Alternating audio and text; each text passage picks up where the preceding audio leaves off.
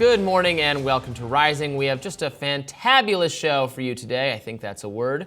There's a lot of news to get into. The election is a mere 61 days away. Both candidates hitting the campaign trail and making their respective cases to the American people. We will tell you how this is all shaking out shortly. We'll also be telling you about alleged corruption involving a New York official who is charged with spying for China. The indictment says the official was bribed with millions of dollars, as well as the Chinese delicacy of salted duck. Yummy. And we'll have journalist Michael Schellenberger on to discuss the showdown between Brazil and Elon Musk and what's going on with Germany's elections. But for right now, let's get to our lead story. We're just 9 weeks out from the election and less than 1 week out from the first presidential debate between Kamala Harris and Donald Trump. The latest USA Today Suffolk poll shows Harris now leading Trump 48% to 43% nationally, an edge that is, however, within the poll's margin of error. Politico also shared a roundup of polls, all showing Harris with a narrow lead. Nate Silver and The Economist both have Harris leading Trump by 3.5 points. Politico writes that, quote, Trump has yet to find an attack on Harris that sticks, and, quote, if Harris doesn't falter next week, there's a reason to believe that she may be uniquely positioned to expand her numbers with swing voters in key states. But 538's Nate Silver warned Americans, quote, what's made this race uniquely challenging to forecast is that there hasn't really been a slow news cycle since the debate on June 28th. The doomed Joe Biden. Pollster Frank Lutz says there were two issues that could sway the outcome of the election. Let's watch.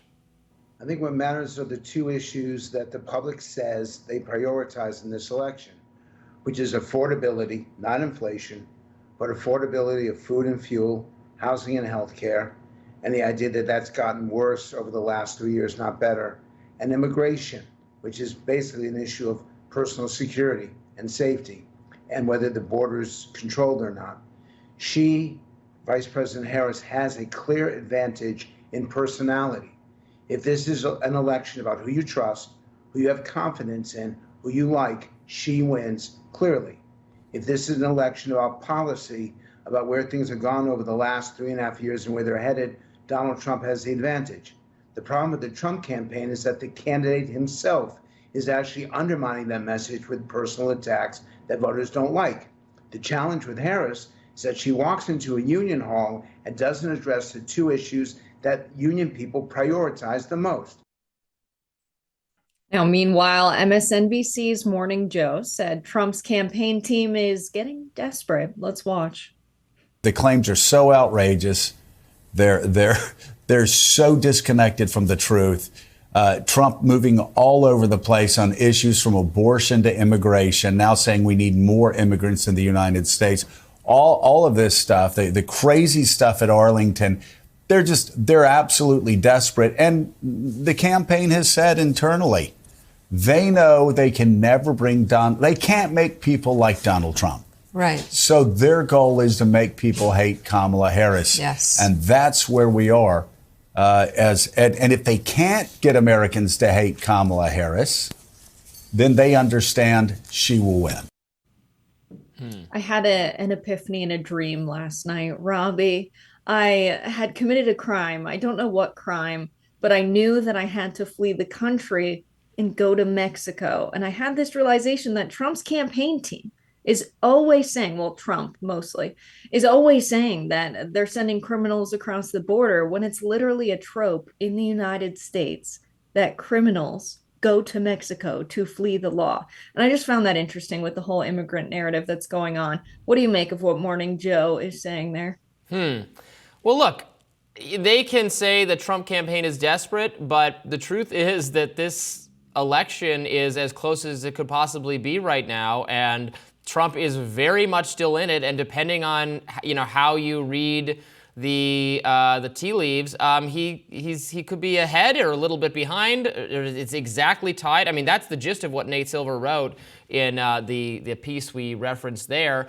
That, like, yes, Kamala Harris is up nationally, but national poll doesn't matter. What matters is who wins in the swing states. And since since the convention in recent weeks, there are strong polls showing her winning Pennsylvania, which is the must-win state. If only there was something she could have done to get a couple more votes in Pennsylvania.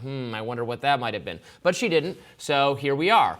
Yes, she could very well win. If you want to make the argument that she's ahead, that argument is plausible based on the facts. You could also make the same argument about Donald Trump. It's close. So there's no desperation from the campaign. But yes, they are trying to find the right means of attacking her, of assailing her. And I think that should be based on her just repeated flip-flopping over the years that she tried to write off in that interview with Dana Bash last week as like, well, my values haven't changed, but you've fundamentally changed your opinion on energy mandates, whether we all have to get electric vehicles by 2040, on decriminalizing the border. You do not stand by the answer you gave in the debates in 2020 when you raised your hand and said that should be decriminalized, and so many other issues. So that's what they should be going after her on. Now, I don't know that Trump now always or necessarily has the discipline to focus on those issues instead of attacking her for the way she looks and all the rest of that kind of stuff that doesn't help him. But that's what they should be doing. Yeah, I think the Trump campaign is going to have a hard time criticizing Kamala Harris for flip-flopping on the issues because Trump's known to do that in a shorter time span, not years in between the policy changes, but just weeks and sometimes days. I think that's why they're sticking to, these criticisms of Kamala Harris that have not stuck. It's like throwing spaghetti on the wall and it keeps falling off. It started with Kamala Harris hates Jewish people. Her husband is Jewish, so they dropped that attack line. That one didn't stick. Then she's not even black. She went to a black, historically black college, was in a black sorority. And this idea that they post photos of her in traditional Indian dress during times of celebration and say, look at this evidence that she's not black, not realizing people can be multiracial. So that didn't stick. He called Biden a bad Palestinian. And then we have the administration sending $3.5 billion to Israel. So saying Kamala Harris is in that camp isn't going to work. Tim Walz's stolen valor didn't stick. That they're cat ladies and they're lonely. That Harrington didn't go to Arlington when it turns out there was no event at Arlington. And in fact, Trump should not have been campaigning there. That she laughs too much when in fact she just has joy.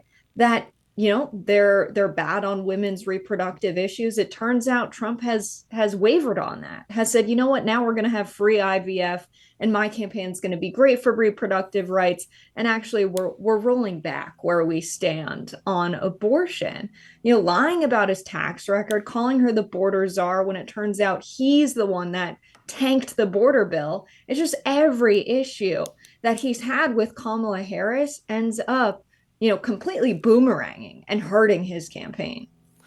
Well, I don't know. It's not hurting him that much. They're in a virtual tie right now. I think some of the things he's hit Harris Walls for that you just mentioned are effective and some are less effective. I don't see that Tim Walz has done her any good whatsoever. Conservatives have gone after his series of serial exaggerations about his military record, his claims that his family did IVF. They did not. They did IUI, totally different thing, not as contentious as IVF. His misstatements he had made way back when about his drunk driving arrest.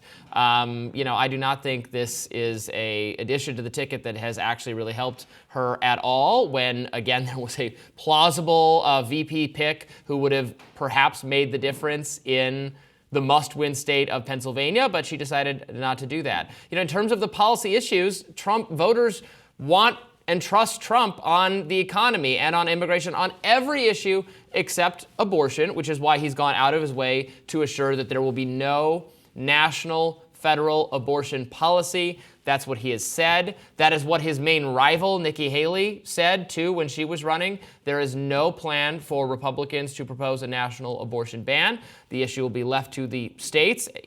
Trump has said in his own state of Florida that the 6-week ban is too strict and he doesn't support it.